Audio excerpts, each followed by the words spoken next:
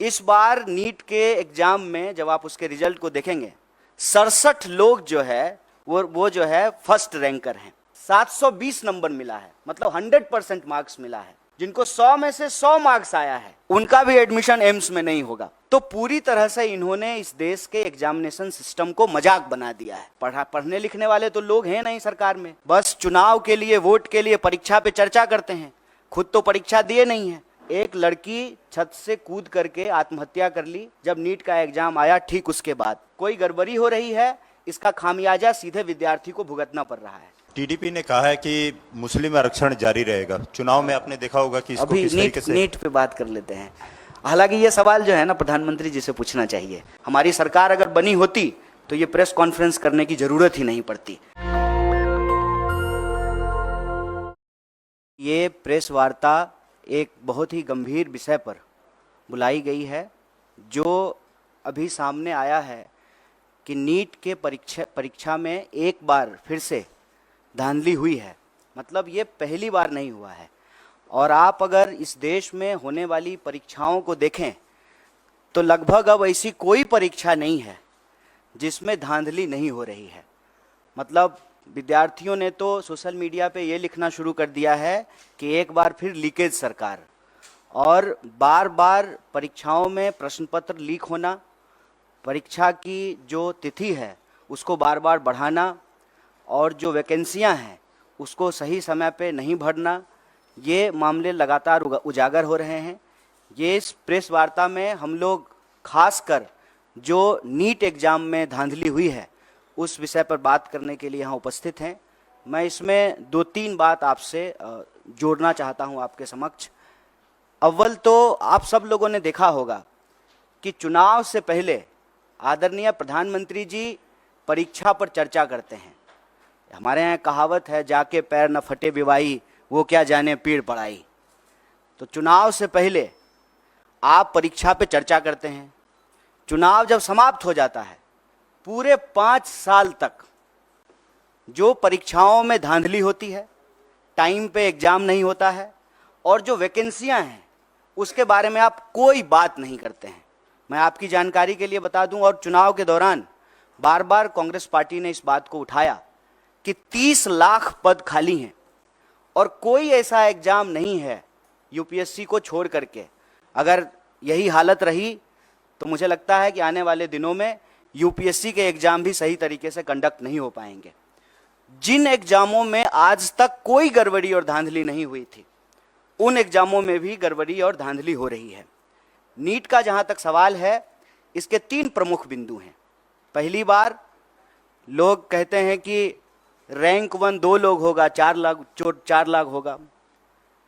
इस बार नीट के एग्जाम में जब आप उसके रिजल्ट को देखेंगे 67 लोग जो है वो जो है फर्स्ट रैंकर हैं, और उसमें से 720 नंबर मिला है, मतलब 100% मार्क्स मिला है। जब इस सवाल को उठाया गया तो एनटीए के डायरेक्टर ने कहा कि ग्रेस दे करके जो है इनको हम फुल मार्क्स दे दिए हैं। तो उसके क्या नियम है, उसकी क्या ट्रांसपेरेंसी है, किस आधार पे जो है आपने 720 में से 720 दे दिया? और इस देश की सबसे प्रतिष्ठित जो मेडिकल इंस्टीट्यूट है एम्स, वहां पर 50, 60, 65 लोगों को एडमिशन होता है। अब आप ये समझ लीजिए कि जिनका रैंक 1 है, जिनको 100 में से 100 मार्क्स आया है, उनका भी एडमिशन एम्स में नहीं होगा। तो पूरी तरह से इन्होंने इस देश के एग्जामिनेशन सिस्टम को मजाक बना दिया है। कारण क्या है कि वही खुद अगर पढ़े होते, एग्जाम दिए होते, एग्जाम हॉल में बैठे होते, तो समझ में आता कि एग्जाम स्टूडेंट के लिए कितना इंपॉर्टेंट है, वैकेंसी स्टूडेंट के लिए कितना इंपॉर्टेंट है, एडमिशन होना स्टूडेंट के लिए कितना इंपॉर्टेंट है। पढ़ने लिखने वाले तो लोग हैं नहीं सरकार में, बस चुनाव के लिए, वोट के लिए परीक्षा पे चर्चा करते हैं, खुद तो परीक्षा दिए नहीं है। परीक्षा अगर दिए होते तो दर्द मालूम होता। और आप लोगों ने एक दर्दनाक वीडियो देखा होगा, एक लड़की छत से कूद करके आत्महत्या कर ली जब नीट का एग्जाम आया, ठीक उसके बाद। और जब जब कहीं भी किसी भी एग्जाम में कोई गड़बड़ी हो रही है, इसका खामियाजा सीधे विद्यार्थी को भुगतना पड़ रहा है। आप सब जानते हैं, सरकारी आंकड़ा है, हमने अपने घर में नहीं बनाया है, 1 घंटे में 2 जवान इस देश में आत्महत्या कर रहे हैं। मतलब 24 घंटे में 48 नौजवान आत्महत्या कर रहे हैं। और लगातार ये जो परीक्षा का दबाव है उसमें 3 बिंदु बहुत महत्वपूर्ण हैं। एक, समय पे एग्जाम का नहीं होना।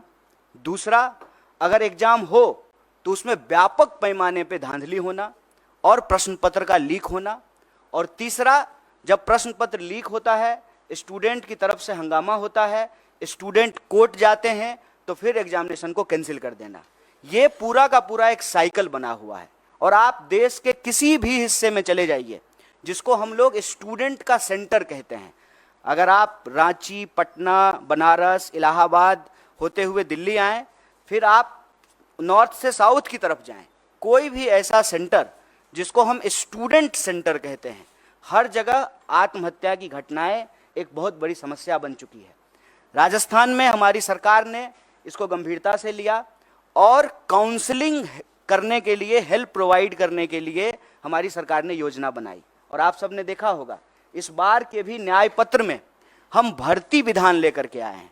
और भर्ती विधान में हम 3 बात प्रमुखता से कह रहे हैं। एक, सारी वैकेंसी भरी जाएगी। सारी वैकेंसी। बताइए, हर 5 साल में चुनाव हो जाता है। कोरोना के टाइम पर भी चुनाव हो गया, सब कुछ बंद रहा, देश में जनगणना नहीं हुआ, लेकिन चुनाव हुआ टाइम पे।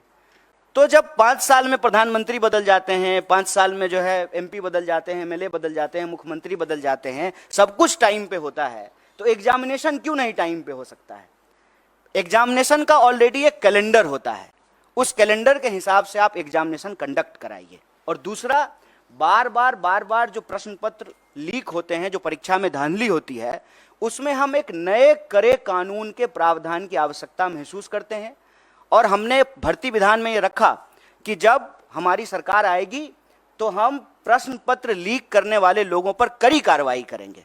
क्योंकि ऐसा देखने को मिला है कि जो लोग शिक्षा माफिया हैं उनका सरकार से सीधे साठगांठ है। वो नेताओं से मिले हुए हैं, नेताओं से मिल करके जो है वो पूरा का पूरा जो है बच्चों के भविष्य से खिलवाड़ करते हैं। तो उसके लिए कड़े कानून की आवश्यकता है।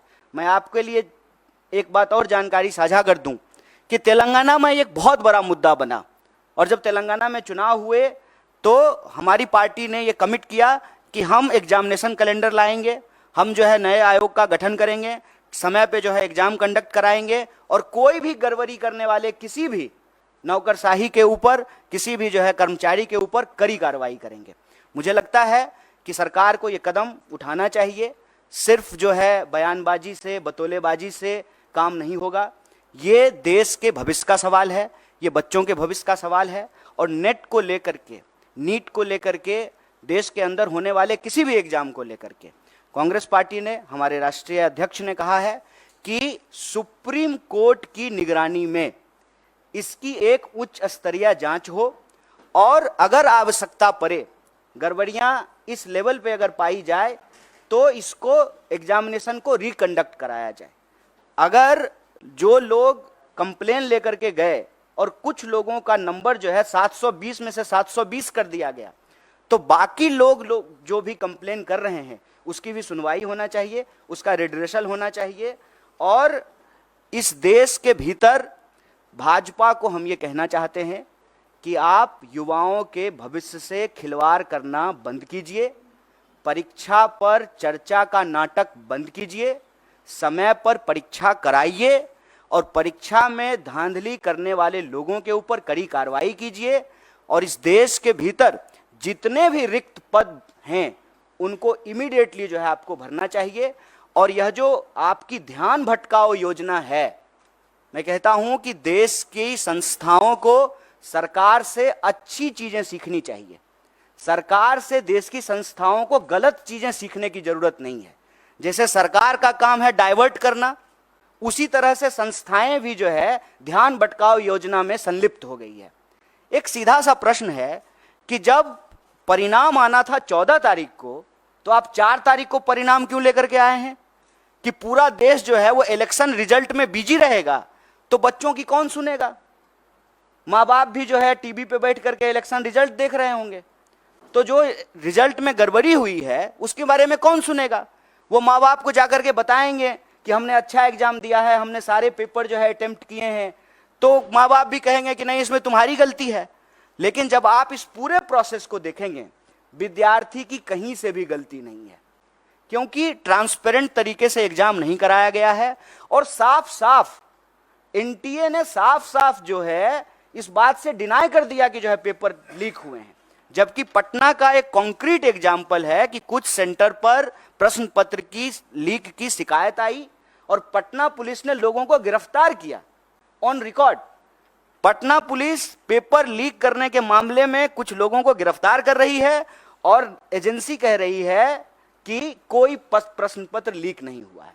और मजेदार बात यह है कि 67 लोग वो रैंक 1 है। और उससे भी एक मजेदार बात जान लीजिए, एक ही लाइन में 12 लोग जो बैठे हुए हैं वो सबको रैंक 1 आया है। मैं समझ रहे हैं कि इनको भी रैंक 1, हमको भी रैंक 1, इनको भी रैंक 1। दुनिया की सारी काबिलियत लेकर के हम ही तीनों बैठे हुए हैं, बाकी और जो है स्टूडेंट के पास कोई टैलेंट नहीं है। एक ही सेंटर पर एक ही रो में बैठे हुए 12 लोग टॉप कर गए हैं और 100 में 100। हम किसी की योग्यता पे सवाल नहीं उठा रहे हैं, लेकिन जो एनटीए है उसकी योग्यता पे जरूर सवाल उठा रहे हैं, सरकार की मंशा पे सवाल उठा रहे हैं और सीधा सीधा ये मांग कर रहे हैं कि आप देश के बच्चों के भविष्य से खेलना बंद कीजिए, युवाओं के भविष्य से खेलना बंद कीजिए, समय पर एग्जाम कराइए, धांधली को रोकने के लिए, पेपर लीक को रोकने के लिए कड़ा कानून बनाइए और अभी जो नीट का मामला है उसकी जो है पुनर्समीक्षा कीजिए। जो लोग भी कंप्लेन कर रहे हैं उसका रिड्रेसल कीजिए। और सुप्रीम कोर्ट ने, हमारे अध्यक्ष जी ने डिमांड किया है, सुप्रीम कोर्ट की निगरानी में इसकी जांच कराइए और जांच में ये गड़बड़ी, ये आरोप सही पाए जाते हैं तो आप एग्जाम को रिकंडक्ट कराइए और ये चालाकी करना बंद कीजिए कि जिस दिन जो है लोकसभा इलेक्शन का रिजल्ट आ रहा है उसी दिन नीट का रिजल्ट निकाल देते हैं। और यह जो धांधली की गई है, गड़बड़ी की गई है, बच्चों के भविष्य के साथ जो खिलवाड़ किया है, ये चालाकी नहीं चलेगी।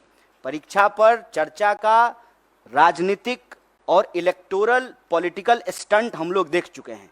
ये बात जो है विद्यार्थियों को वोट बैंक में समेटने का नहीं है। यह बात है कि बच्चे इस देश के भविष्य हैं और उनका जीवन मरण जुड़ा हुआ है इस बात से। लोगों की रूह कांप जानी चाहिए कि एग्जाम के रिजल्ट के बाद जिस पैमाने पे जो है लोग आत्महत्या कर रहे हैं, आप देखिए वो लाइव वीडियो है, सीसीटीवी कैमरा का रिकॉर्डिंग है कि रिजल्ट आया है और लड़की जाकर के जो है जान दे दी है। और हम इस देश के विद्यार्थियों से आप सबके माध्यम से कहना चाहते हैं, हमारी पार्टी कंसर्न है। आपने देश भर से मैसेज किया है, ईमेल किया है, फोन कॉल किए हैं और हमारे लिए सरकार बनेगी, बन जाएगी, शपथ ग्रहण हो जाएगा, लेकिन यह मुद्दा हमारे लिए बहुत महत्वपूर्ण है। इसीलिए ज्यों ही इसकी जानकारी हम लोगों को मिली, हमारा जो स्टूडेंट विंग है एनएसयूआई, उसके अध्यक्ष और हमारी पार्टी के राष्ट्रीय अध्यक्ष ने इस मामले को उठाया है और इसी गंभीरता को आगे बढ़ाते हुए हम लोगों ने यह प्रेस कॉन्फ्रेंस किया है।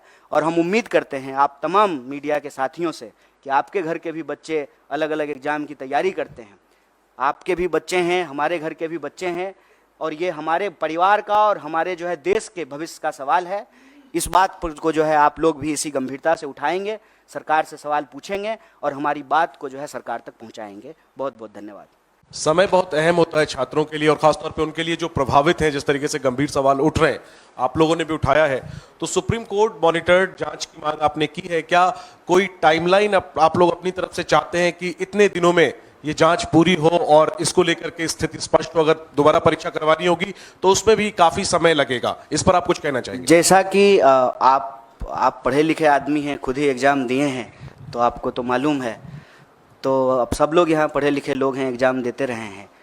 ये जो वक्त है ये एग्जाम का रिजल्ट आने का वक्त है और जुलाई से लगभग देश में हर कोर्स का नया सेशन शुरू हो जाता है। हम खुद पढ़े लिखे हैं तो हमको अनुभव है। हमको लगता है कि इसको जल्द से जल्द करना पड़ेगा, क्योंकि अगर इसको जल्द से जल्द नहीं करेंगे तो फिर सेशन लैप्स कर जाएगा। और ख़ास करके हम बिहार से पढ़ के आए हैं तो हमारे यहाँ ग्रेजुएशन जो है 3 साल का 5 साल में होता है। इसी चक्कर में कि सेशन जो है मान लीजिए 7-10 का है, जुलाई से पहले रिजल्ट नहीं आया तो 10 से 12 का जो एमए का सेशन है उसमें एडमिशन नहीं हो पाएगा। तो समय बहुत महत्वपूर्ण है, इसीलिए इस बात की गंभीरता को समझते हुए इमीडिएटली हम लोग इस सवाल को उठाए हैं और सिरे से आउटराइटली री एग्जाम की बात नहीं कर रहे हैं। हम भी उस वक्त की नजाकत को समझते हुए ही यह बात कह रहे हैं, लेकिन जो लोगों की शिकायत है उसको इमीडिएटली जो है उसको एड्रेस किया जाए। और सुप्रीम कोर्ट अगर चाह लेगी तो बताइए, रात को 12 बजे जो है कोर्ट खोल करके लोगों को बेल दिया जा सकता है, तो क्या इस देश के बच्चों के भविष्य के लिए जो है तुरंत जांच नहीं हो सकती है? इसके लिए तो बस इच्छा शक्ति की जरूरत है और प्रायोरिटी की जरूरत है। अब प्रायोरिटी डेमोक्रेसी की अगर सिर्फ यही है कि जो है कौन किधर आया, कौन किधर गया, कौन किसको समर्थन दिया, कौन किसको समर्थन नहीं दिया, अगर यही शोरगुल चलता रहेगा, और मैं इसीलिए टाइमिंग पे सवाल उठा रहा हूं कि जानबूझ करके 14 का रिजल्ट 4 को निकाला गया है। पता है कि 4 को जो है देश में इतना बड़ा चुनाव हुआ है, पूरा देश जो है उस डिस्कशन में बिजी हो जाएगा। 4 तो छोड़िए, देश तो 1 तारीख से ही बिजी हो गया था, एग्जिट पोल पे ही जो है डांस ऑफ डेमोक्रेसी हो रहा था। तो अभी भी जो है वही चल रहा है, तो हेडलाइन में इसको जो है प्राथमिकता मिलेगी नहीं। लेकिन हम कहते हैं कि डेमोक्रेसी तो लोगों से ही बनता है ना, और हम सबका, आपका, हमारा, सबका भविष्य तो हमारे बच्चों से है।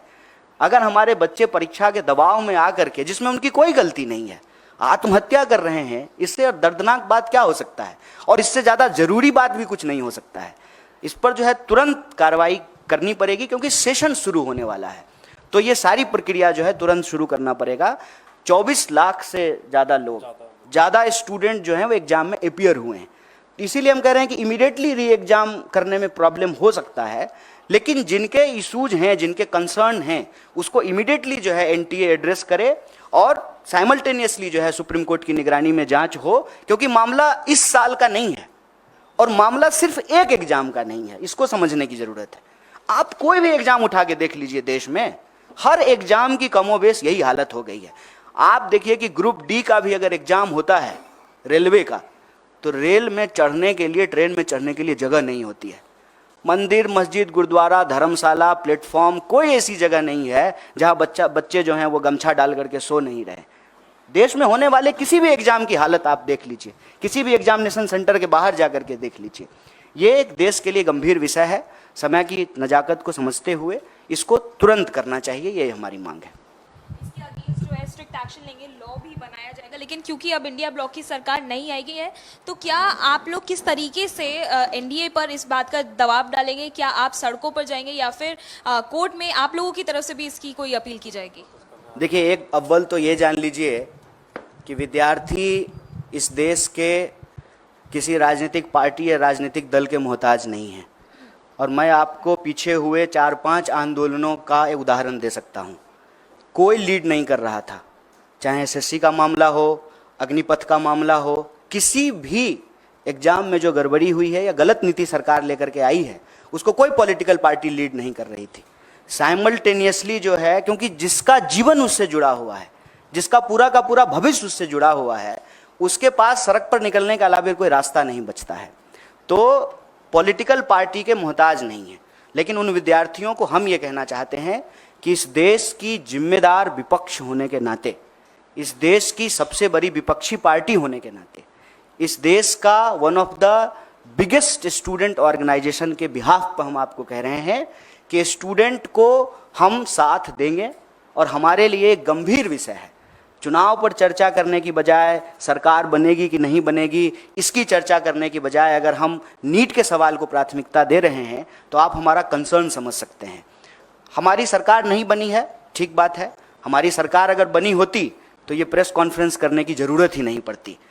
हम प्रेस कॉन्फ्रेंस तो इसीलिए किए हैं ना कि आप लोगों के माध्यम से हमारी बात सरकार तक पहुँचे और हम इस देश के विद्यार्थियों के बिहाफ पर जो उनके डिमांड हैं वो सरकार तक पहुंचाने की जोरदार तरीके से कोशिश कर रहे हैं। जो कंसर्न स्टूडेंट्स हैं उनसे बात की, उसमें से कुछ लोग ऑलरेडी कोर्ट मूव कर गए हैं। तो जब वो ऑलरेडी जो है पेटिशनर बन गए हैं तो हम लोगों को जो है उन्हीं के साथ हैं। हम लोग जो है अलग से पेटिशनर नहीं बन रहे हैं, उनके साथ रहेंगे।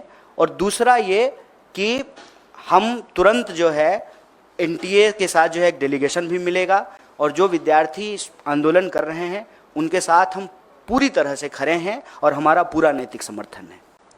सर लगातार जिस तरीके से नीट के एग्जाम में हम देख रहे हैं गड़बड़ी हुई है, इसमें बहुत सारे ऐसे बच्चे हैं जिनके पास टाइमिंग का इशू रहा होगा, जो एग्जाम के लिए अपीयर किए होंगे, काफ़ी सालों से भी कर रहे होंगे, तो उनकी भी कुछ मांगी होंगी, उसके लिए आप क्या कुछ कहना चाहेंगे?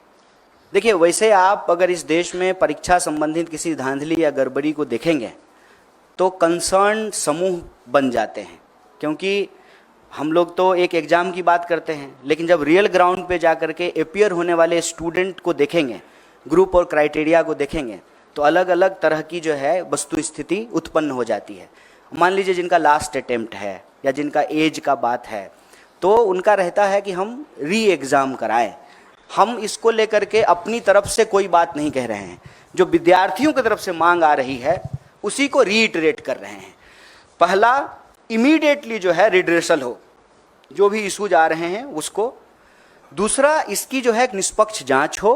और तीसरा, कि अगर ये पाया जाता है कि इसमें गड़बड़ी हो तो री एग्ज़ाम हो। इसके 3 स्टेप्स जो है हम लोग ले रहे हैं। और वो जो इशूज हैं आपके, उसको संबंध में भी आपको बता दें कि एक बार अगर सरकार बात को मानने के लिए तैयार होती है तो एज क्राइटेरिया को भी रिलैक्सेशन दिया जाता है और अटेम्प्ट का भी जो है रिलैक्सेशन दिया जाता है। मैं आपके सामने यूपीएससी का ही एग्जाम्पल देता हूँ। जब सीसेट लागू किया गया था, उस वक्त कांग्रेस पार्टी की ही सरकार थी, उसकी वजह से जो है ये प्रॉब्लम क्रिएट हुआ था और फिर सरकार ने जो है अटेम्प्ट का और एज का रिलैक्सेशन दिया था। सरकार ही तो हर नियम कानून बनाती है ना। सरकार अगर कंसर्न है विद्यार्थियों के भविष्य को लेकर के, तो वो जो है अटेम्प्ट का भी रिलैक्सेशन दे सकती है, एज का भी रिलैक्सेशन दे सकती है। कन्हैया जी, टीडीपी ने कहा है कि मुस्लिम आरक्षण जारी रहेगा। चुनाव में आपने देखा होगा कि इसको अभी किस तरीके से नीट पे बात कर लेते हैं। हालांकि ये सवाल जो है ना प्रधानमंत्री जी से पूछना चाहिए कि जो अपने भाषणों में सबसे ज़्यादा इस बात को बोले हैं और उससे ठीक कॉन्ट्राडिक्टरी बात करने वाली पार्टियां उनके साथ है। सिर्फ टीडीपी की बात नहीं है, जेडीयू भी है, वही पोजीशन है, टीडीपी भी है, जेडीएस भी है। इनफैक्ट आपको मालूम है कि कर्नाटक में जो है जेडीएस ने ही सबसे पहले इसकी शुरुआत की थी। तो ये सवाल मेरे ख्याल से भाजपा के प्रवक्ता और आदरणीय प्रधानमंत्री जी से पूछा जाना चाहिए। नेशनल दस्तक की आपसे गुजारिश है कि अगर इसको बचाना चाहते हैं तो नेशनल दस्तक को सब्सक्राइब करने के लिए रेड कलर के सब्सक्राइब बटन को दबाएं, फिर बेल आइकन की घंटी दबाएं। नेशनल दस्तक को बचाने के लिए बहुत जरूरी है कि हर खबर को शेयर करें, लाइक करें, कमेंट जरूर करें।